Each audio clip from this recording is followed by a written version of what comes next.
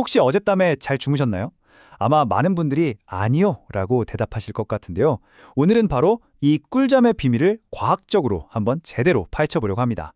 이거 보세요. 놀랍게도 성인 인구의 무려 40%가 불면증을 겪고 있다고 해요. 이게 그냥 피곤하고 끝나는 문제가 아니라 장기적으로는 치매나 심장질환 같은 정말 심각한 병으로 이어질 수 있다는 게 문제입니다. 아니, 도대체 우리 잠에 무슨 일이 벌어지고 있는 걸까요?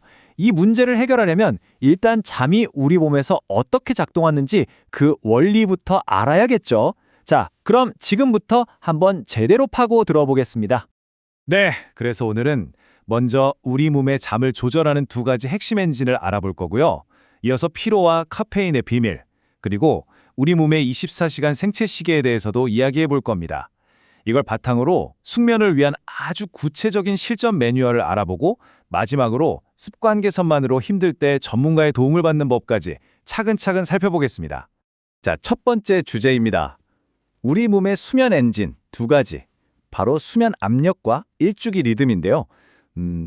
우리의 잠은요, 서로 막 협력하는 두 개의 독립적인 엔진이 돌리고 있다. 이렇게 생각하시면 아주 쉬워요.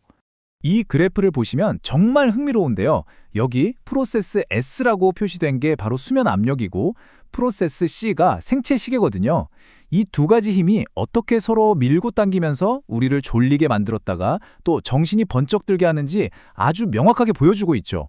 자, 그럼 첫 번째 엔진부터 볼까요? 바로 수면 압력입니다. 이건 말 그대로 깨어있는 시간이 길어질수록 점점 더 자고 싶어지는 욕구예요.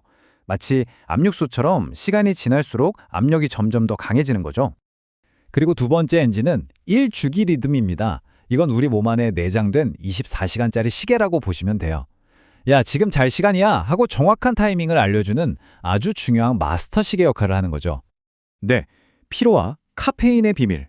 첫 번째 엔진은 수면 압력에 대해 좀 더 깊이 들어가 볼게요. 우리 뇌 속에 있는 아주 간단한 화학 물질 하나가 어떻게 우리를 이렇게 피곤하게 만드는지 한번 보시죠. 우리가 이렇게 깨어서 활동하는 동안에요, 뇌 속에서는 아데노신이라는 화학 물질이 계속해서 차곡차곡 쌓입니다. 바로 이 녀석이 우리 몸에 피로감을 느끼게 하고 잠을 자고 싶게 만드는 수면 압력의 주범인 거죠. 자, 이 그림을 보시면 우리가 왜 아침에 커피를 찾게 되는지 그 이유가 바로 나옵니다. 왼쪽이 우리 몸의 피로 신호인 아데노신이고 오른쪽이 카페인인데요. 분자 구조가 정말 쌍둥이처럼 비슷하게 생겼죠. 원리가 이렇습니다.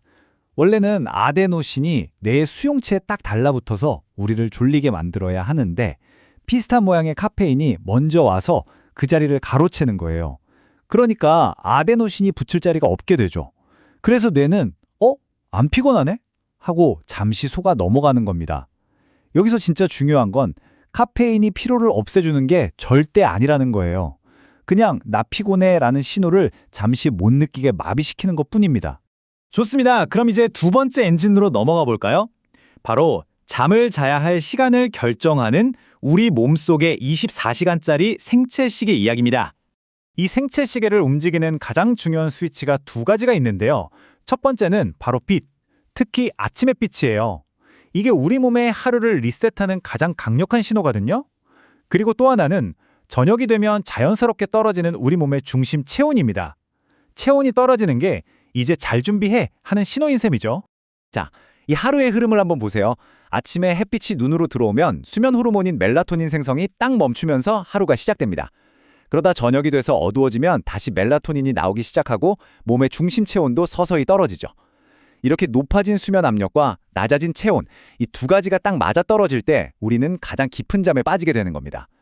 보통 새벽 5시쯤에 체온이 가장 낮아지는데 이때가 가장 깊은 잠에 드는 시간하고 일치하는 거죠. 자, 이제 원리는 다 알았습니다. 그럼 이 과학적인 지식을 바탕으로 어떻게 하면 이 두 개의 엔진을 우리 손으로 직접 조절할 수 있을지 그 실전 매뉴얼을 한번 만들어 보겠습니다. 먼저 첫 번째 엔진, 수면 압력을 제대로 쌓는 법입니다. 이건 아주 간단해요. 낮 동안에 피곤하다고 해서 길게 낮잠을 자버리면 밤에 쌓여야 할 압력이 미리 빠져버리겠죠. 그러니까 긴 낮잠은 피하는 게 좋고요. 규칙적인 운동도 아주 중요합니다. 단 잠들기 직전에 너무 격렬하게 하면 오히려 잠을 방해하니까 최소 3시간 전에는 끝내는 게 좋습니다.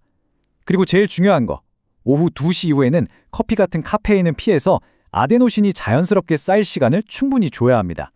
다음은 두 번째 엔진, 생체 시계를 정확하게 맞추는 방법입니다.